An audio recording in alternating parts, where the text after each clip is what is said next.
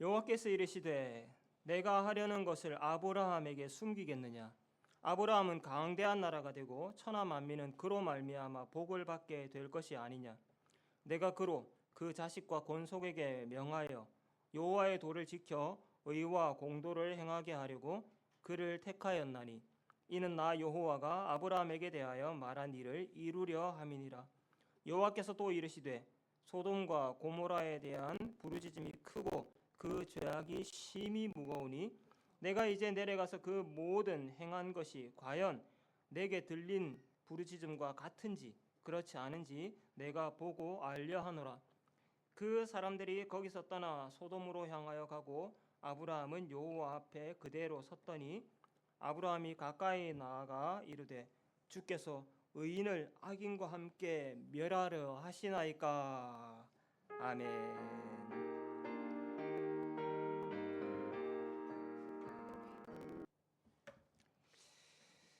어느 목사님이 이제 아주 이제 이런 일화를 얘기해 주시더라고요.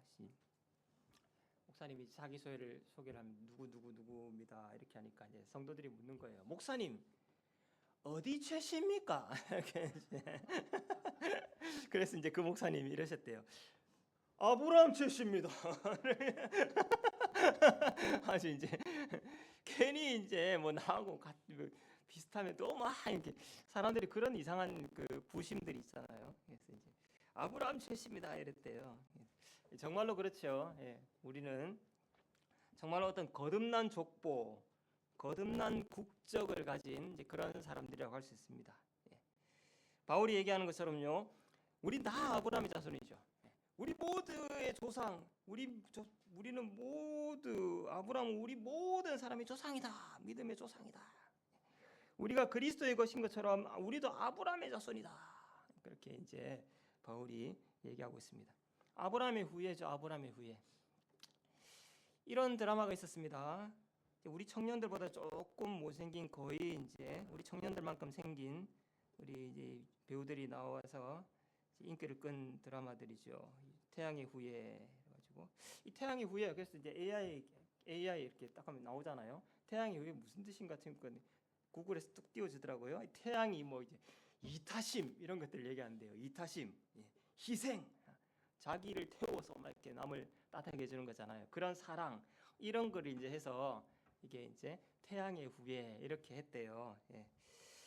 태양의 후예가 있다면은요, 우리는 아브라함의 후예들입니다. 아브라함의 후예. 오늘 우리 이제 설교 제목이 아브라함의 후예인데요. 우리가 아브라함의 후손들로서 그 후예로서 아브라함이 가진 위상, 그의 가치 이런 것들을 한번 기억해보고 그 아브라함의 후예라는 것이 우리에게 얼마나 큰 어떤 자부심을 안겨다 주는 것인지 우리 함께 이런 주제들을 함께 한번 생각해 보고자 합니다. 창세기는 11장까지 원역사를 통해서요, 우리가 지금 살고 있는 이 세상, 우리가 왜 이런 모양의 세상에서 살게 되었는가, 이제 그런 것들을 이제 창세기 원역사가 우리에게 말해주죠. 그러면서 이 역사가 우리가 지금 살고 있는 이 세상, 이 모양, 이 꼴의 세상, 이걸로는 안 된다. 이 세상은 정말로 새롭게 창조돼야 된다는 그런 생각들을 갖게 되고요. 역사가 바로 그런 하나님께서 창조하신 세상이 새롭게 되는 새 창조를 향해 나아간다. 그것을 가르쳐 줍니다. 하나님께서 본격적으로 그런 새 창조의 역사를 이루어 가시는 하나님의 구원 역사, 그것이 창세기 12장부터 시작되는데요.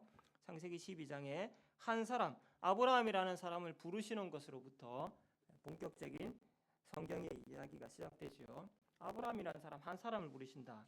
이 한 사람을 부르신다는 얘기는 크게 이제 두 가지 의미가 있습니다. 한 사람을 불러서 큰 민족이 이룬다, 눈덩이처럼 불어난다는 의미에서도 한 가지 의미가 있고요. 이 한 사람, 도대체 이 한 사람이 왜 그렇게 중요한가?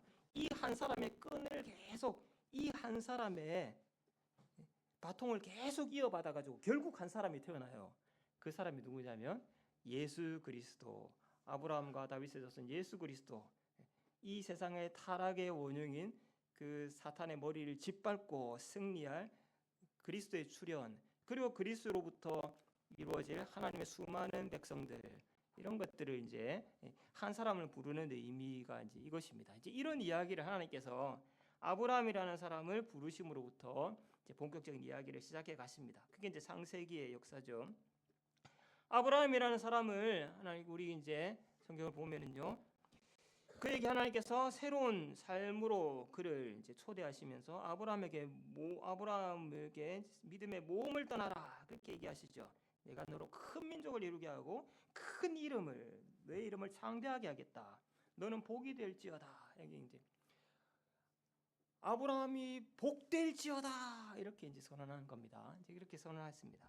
이렇게 아브라함이라는 사람을 하나님께서는 그 아브라함이라는 그 사람, 그 인물, 그 나라에 대해서 사람들이 어떤 태도를 취하느냐에 따라서 그들 각자의 운명, 복과 저주 이런 것들이 결정되는 그런 키를 진 인물, 그런 아주 큰 나라와 높은 위상으로 아브라함을 세워주겠다 이렇게 이제 약속하셨습니다. 오늘 우리가 읽은 본문에도 보면은요, 아브라함은 강대한 나라가 되고 천하 만민은 그로 말미암아 복을 받게 될 것이 아니냐 이렇게 얘기하고 있죠. 이렇게 이제 큰 나라와 높은 위상으로 세워진 아브라함. 근데 오늘 한편으로 오늘 본문에서는요, 이런 아브라함의 위상을 다시 한번 또 볼 수 있는데 하나님께서 아브라함에게 자기가 하려는 어떤 중요한 일을 아브라함에게 얘기하셔가지고 막 논의하실 얘기를 하고 싶어요. 이 얘기를 아브라함과 하나님께서 하시는 일을 아브라함과 함께 논의하시는 이런 장면이 나옵니다. 그래서 이렇게 말씀하시죠. 내가 하려는 일을 아브라함에게 숨기겠느냐? 아브라함이 누군데? 아브라함이 큰 나라가 되고 천하 만민이 그를 통해서 복을 얻게 될 그런 사람이 아브라함 아니냐? 그 아브라함한테 내가 뭘 하려는 일을 숨기겠느냐? 이렇게 얘기하시잖아요. 그러니까 그 정도로 아브라함은 높은 이상의 사람이라는 거예요. 그죠? 그렇게 이제 아브라함에게 자기가 하실 일을 이렇게 논의하시자 아브라함이 그렇게 듣고 있다가 하나님께 말씀을 드리죠. 하나님, 여호와요, 여호와께서 정말 의인들을 악인과 함께 멸하시려고 하시는 것입니까?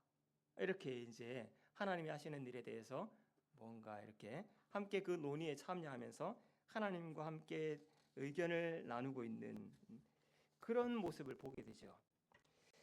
이처럼 높은 이상의 인물, 그가 바로 아브라함입니다. 오늘 우리는 이런 인물, 이런 아브라함의 후예라는 사실을 기억하려고 하는 거예요. 다시 이제 아브라함에게 주신 그 복이 될 것이다. 그렇게 선언한 이 약속을 보면은요. 말씀드린 대로 이렇게 얘기하죠.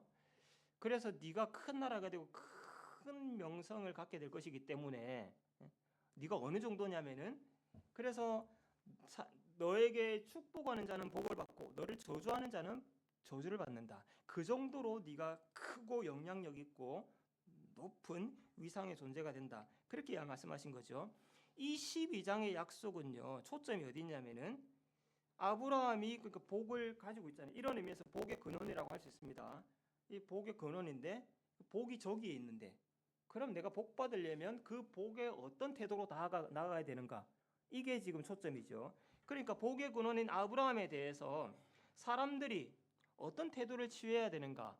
여기에 사실은 12장의 약속에 초점이 있다고 할 수 있어요. 그렇죠? 아브라함에게 어떻게 사람들이 대해야 되는가? 이게 이제 초점이라고 한다면은 오늘 18장에 있는 이 말씀 속에서는요. 살짝 그 초점이 옮겨진다고 할 수 있습니다. 아브라함에 대한 태도에 의해서 복과 저주가 결정된다. 그런 차원에서 아브라함에 대한 태도는 하나님에 대한 태도다. 아까 얘기한 것처럼요. 너에게 내가 너를 저주하는 자를 내가 저주하겠다. 이렇게 하나님 말씀하시잖아요. 그러니까 이제 아브라함에 대한 태도가 결국 하나님에 대한 태도 이렇게까지 얘기합니다. 그 정도로 아브라함에게 어떤 태도를 취해야 되는가 하는 것인데 근데 18장의 이 말씀에는요. 그런 복의 근원인 아브라함이 그렇다면 세상을 어떤 식으로 세상에 대해서 어떤 태도를 가지고 세상을 대해야 할 것인가? 복의 근원인 아브라함은 세상을 어떤 태도로 대하고 세상에 어떻게 함으로써 그 세상에 복을 끼치게 되는가? 이제 여기는 이제 아브라함의 행동에 좀 초점이 맞춰져 있다고 할 수 있습니다. 그게 한 문장뿐만 아니라 오늘 아브라함이 보여주는 이 모습을 통해서 복의 근원인 아브라함이 그 세상을 향해서 세상에게 어떤 태도로 나가고 있고 무슨 일을 하고 있는가, 어떤 모습을 취하고 있는가, 우리는 그것들을 살펴보면서요, 우리가 바로 이런 아브라함의 후예, 이와 같은 아브라함과 같은 이런 사람의 후손이라는 것을, 그의 후예라는 것을, 그 정신과 사명을 이어가는 사람들이라는 것을 함께 기억해 보겠습니다. 두 가지입니다. 크게는 두 가지인데요. 첫 번째는요, 아브라함이라는 사람, 세상에 어떤 모범을 제시하는 사람입니다. 모범을 제시하는 사람. 이렇게 살아야 된다는 일종의 모범요. 그런 차원에서 아브라함이라는 사람은 세상의 모범으로서 존재하는 사람. 우리는 세상의 모범으로서 지금도 마찬가지입니다. 우리는 세상의 어떤 모범이 되고요, 모델이 될 수 있고 뭔가를 제시할 수 있는 사람. 그런 사람으로서 아브라함의 후예라는 사실을 먼저 기억해야 되겠습니다. 아브라함은 강대한 나라가 된다. 그죠? 그래서 너무 강대하기 때문에 천하 만민이 아브라함을 통해서 복을 받게 된다. 이렇게 말씀하셨습니다. 근데 이런 말씀은 단지 아브라함이라는 사람이 복받아서 정말로 훌륭하게 된다, 아브라함 그 한 사람이 어떤 강하고 승리하게 된다, 이런 말씀만은 아니죠.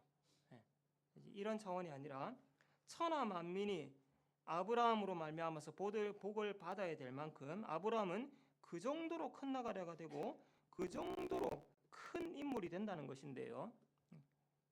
어떻게 하면, 도대체 어떻게 해서, 무엇 때문에, 아무도 이유도 없이 그냥 아브라함이 그렇게 되냐는 거예요. 운이 좋아가지고, 어쩌다 눈에 띄어가지고, 도대체 무슨 이유로, 어떻게 하길래 아브라함은 온 세상이 아브라함으로 말미암아 복을 받을 정도로, 그 정도로 크고 위대한 인물이 되는가? 바로 이제 19절이 이제 그 얘기를 하고 있습니다. 하나님께서 말씀하십니다. 내가 아브라함을 불렀다. 그리고 그 자식들을, 그 후손들을 부른 이유가 뭐냐면은 그들에게 그들이 이렇게 살게 하려고, 여호와의 도를 지키면서 의와 공도를 행하게 하려고. 여기 이제 의와 공도로 번역을 했는데요, 정의와 공의 똑같은 표현입니다. 정의와 공의 이제 번역을 그런 겁니다. 어쨌든 정의와 공의, 하나님의 말씀을 따르면서 의롭게 살도록 하는 거예요. 그렇게 행하려고 내가 아브라함과 그 후손을 불렀다. 이 역할들을 하게 한다는 거죠. 왜 그렇게 하냐면은 이렇게 함으로써, 이는 이렇게 돼 있죠. 이렇게 할 때 아브라함의 후손이 여호와의 도를 지키고 정의와 공의를 행할 때에 이렇게 함으로써 제일 처음에 하나님께 말씀하신 아브라함이 큰 나라가 되고 천하 만민이 아브라함을 통해서 복을 받게 될 것이다, 그 약속, 그 일이 이루어진다는 거예요. 그 일을 이루게 하려면, 그 일을 성취시키려면 아브라함과 그 후손은 어떻게 살아야 되냐면 하나님의 도를 행하며 정의와 공의를 따라 살아가는 삶을 살아야만 아브라함이 천하 만민을 복되게 하는 그런 큰 나라, 높은 위상의 사람이 될 수 있다는 거예요. 그렇죠. 아브라함의 자손이 여호와의 도를 지켜 행하고 정의와 공의를 행하면, 우리가 열심히 정의와 공의를 일삼으면, 이것은 우리 개인의 문제가 아니라 그것이 낳은 결과물들이 사람들에게 영향을 끼치죠. 그죠? 그럼으로써 천하 만민을 어쨌든 복이라는 것을, 혜택을 입게 되고요. 그리고 천하 만민을 복된 길로 인도하는 큰 나라가 되고 영광스러운 나라가 될 수 있다. 그렇게 하려면, 그런 나라가 되고 그런 인물이 되려면 아브라함과 그의 후손은 여호와의 도를 지키며 정의와 공의를 행해야 된다. 이제 바로 이것입니다. 이게 바로 하나님께서 아브라함의 후예들을 그런 나라로 세워주시는 그런 이유고 목적인 것이죠. 우리가 바로 이런 아브라함의 후예라는 것을 이 시간에 기억해야 되겠습니다. 하나님께서 세상 앞에서 여호와의 도를 지키면서 정의와 공의를 행함으로써 세상에 복을 끼칠 수 있고, 우리가 이렇게 정의롭고 공의롭게 삶으로써 세상이 우리를 통해서 복을 누릴 수 있고, 또한 우리가 그렇게 이 상에서 여호와의 도를 따라서 정의와 공의를 일삼는 그런 삶을 살면 사람들이 저 고상한 사람들,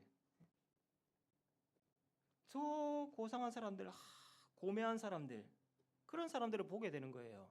그런 사람들을 봄으로써 저 사람들은 도대체 왜 저럴까? 저 사람들이 믿는 하나님은 어떤 사람들일까? 바로 그렇게 세상이 우리가 믿는 하나님에 대해서 눈을 뜨게 되는 것입니다. 그런 차원에서 어떤 모범을 제시하는 거예요. 아브라함의 후손을 바로 그런 목적으로 하나님께서 부르셨고, 이렇게 할 때에 아브라함은 복의 근원이 될 수 있다, 그렇게 말씀하신 것이죠. 우리는 참으로 이와 같은 아브라함의 후예가 되어야 되겠습니다. 우리가 그런 사람들입니다.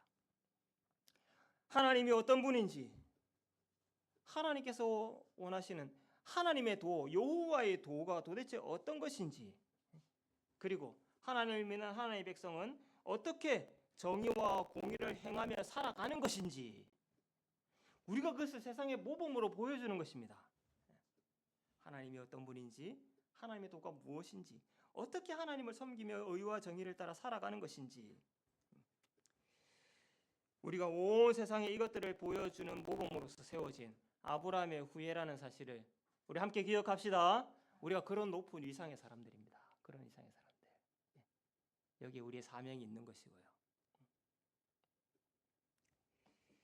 두 번째는요, 세상의 모범으로 세워진 이 아브라함뿐만 아니라 이 아브라함은 세상을 중보하는, 세상을 위한 중보자로서 그렇게 하나님 앞에 세워진 사람입니다.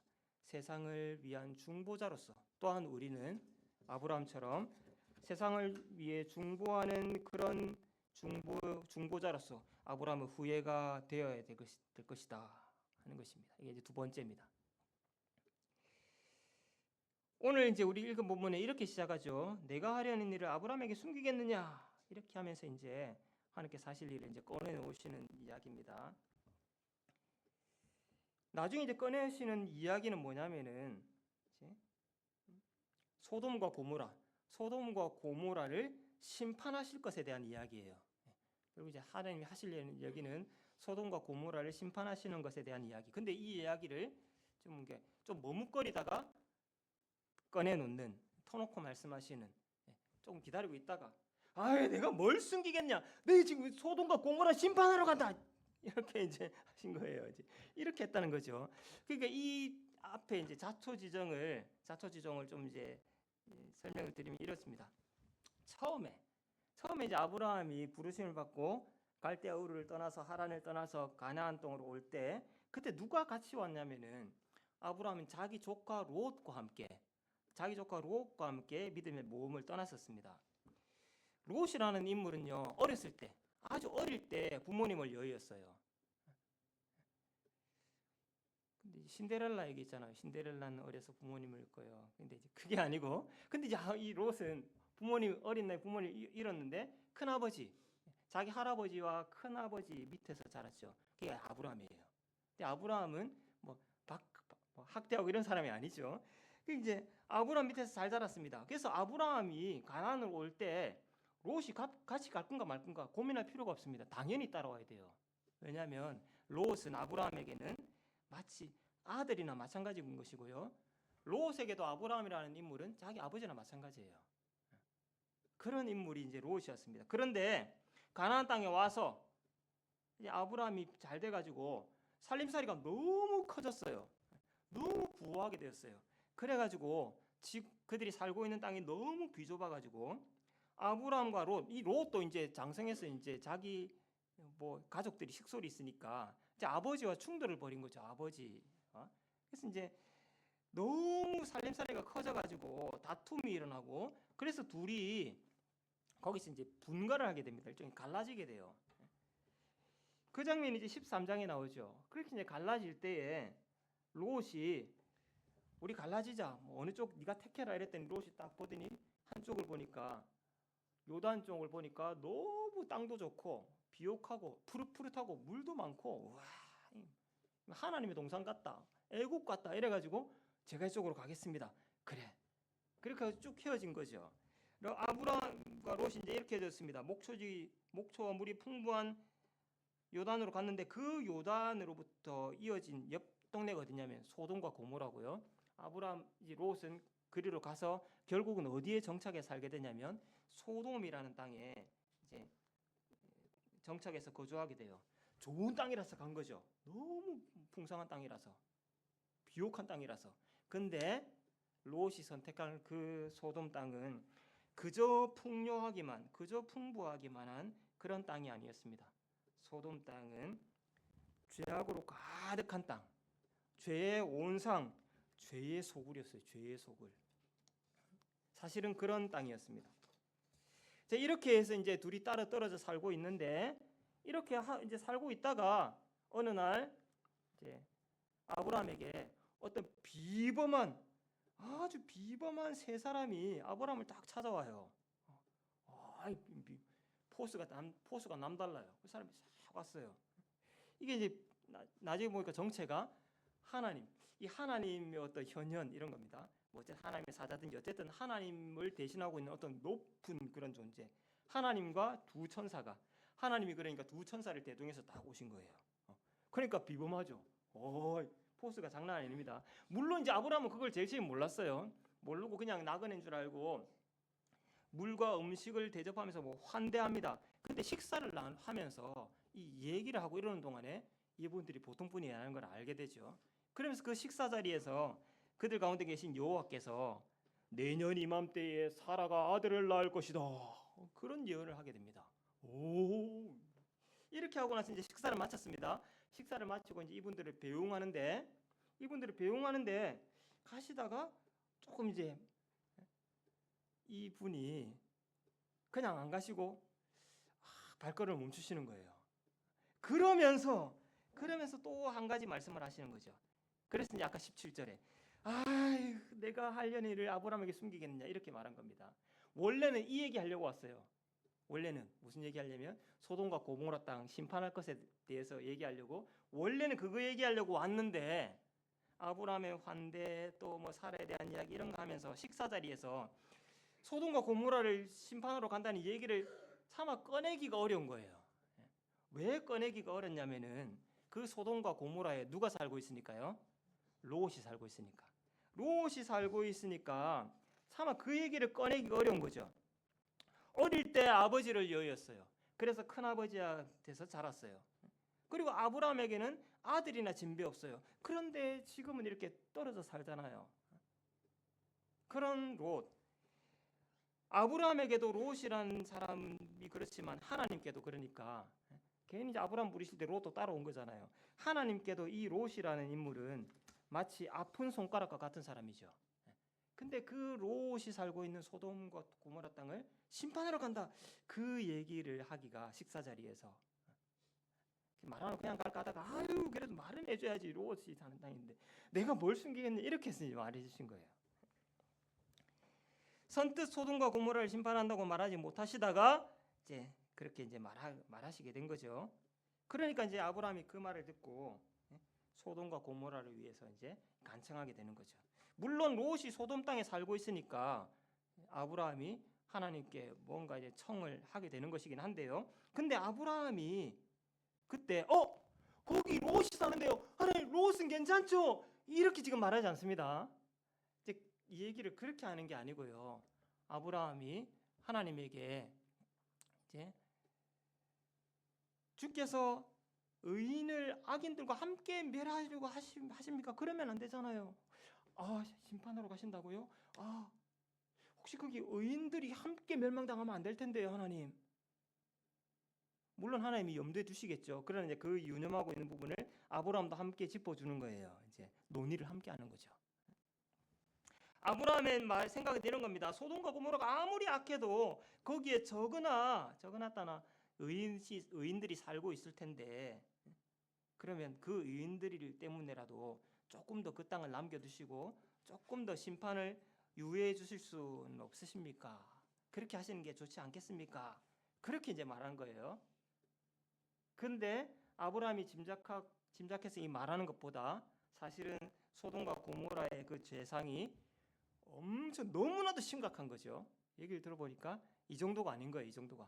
그래서 제일 처음에는 거기 50명 정도 의인 있으면 좀 남겨두시는 게 안 좋겠습니까?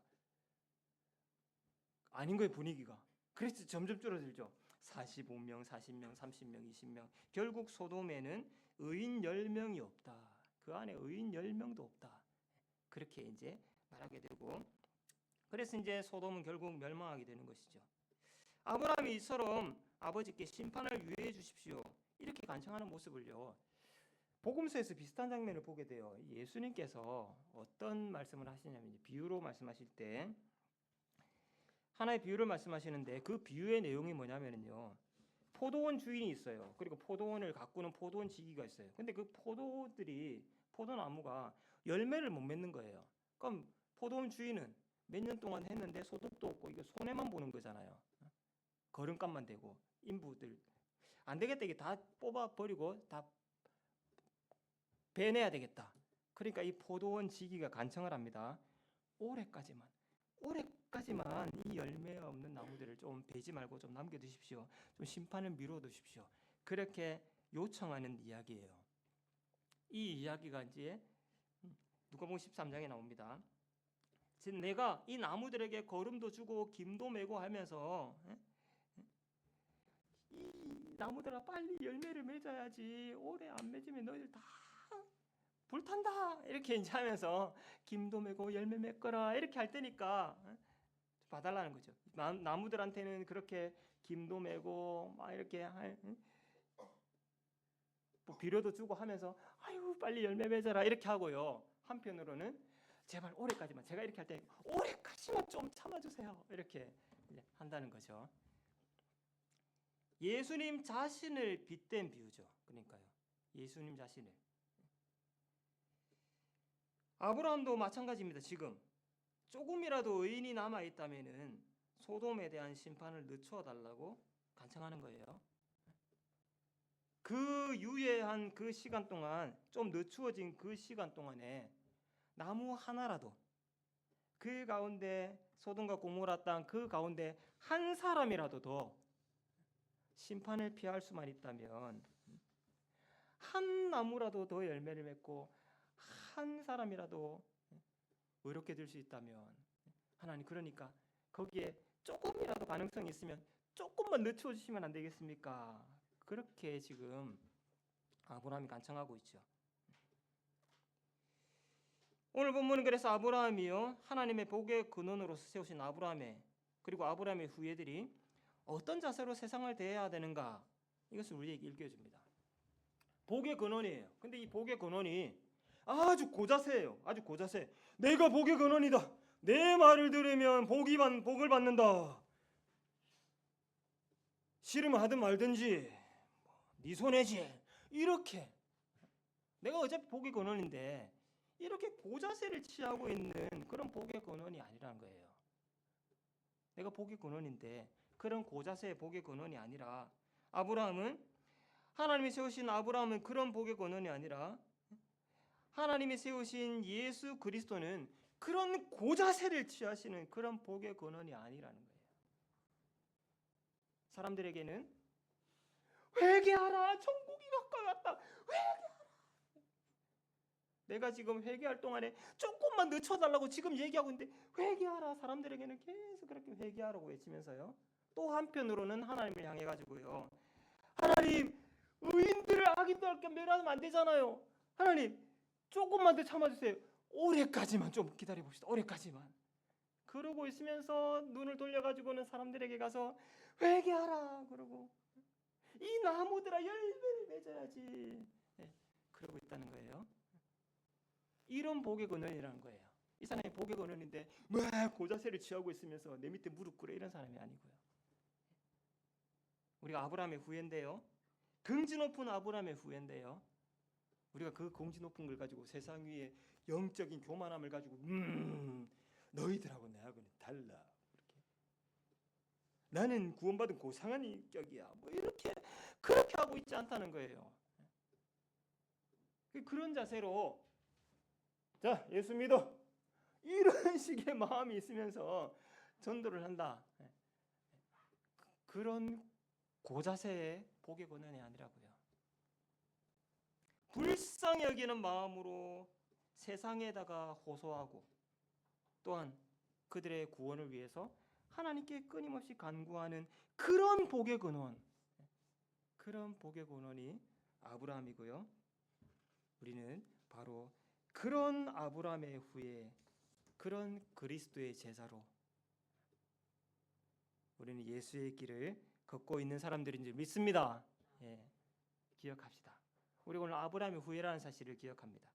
우리가 하나님의 말씀을 따라 정의와 공의를 행함으로써요, 우리 정말 하나님 말씀대로 정말 그렇게 신실하고 의롭게 삶으로써요, 세상이 우리의 삶 때문에 우리의 삶의 결과로 복도 누리게 되고 복을 끼치게 되고 우리가 믿는 하나님에 대해서 눈을 뜨도록 우린 사람들에게 하나님에 대한 힌트를 줄 수 있습니다. 뿐만 아니라 세상을 불쌍히 여기는 그런 마음을 가지고 사람들을 대하고 우리의 믿음에 대해서 이야기하고 복음을 전하고 그들의 구원을 위해서 하나님께 호소하고 간구하고 중보하고 그런 역할들로서 이 땅에 세워진 아브라함의 후예요, 그리스도의 제자요, 그리스도의 교회인 줄 믿습니다. 이런 믿음의 삶을 이번 한 주간도 함께 살아갈 수 있길 바랍니다. 우리가 그리스도인인 줄 다 알고 있잖아요. 우리가 어떻게 살아가는지 사람들은 늘 보고 있습니다. 우리 삶을 통해서 세상에 모범을 제시하고 내가 당신을 위해 기도하고 있습니다. 세상이 우리를 바라볼 수 있도록 그런 한 주간 아브라함의 후예로서 예수의 제자로 함께 살아가는 저와 여러분 될 수 있기를 축복합니다. 아멘.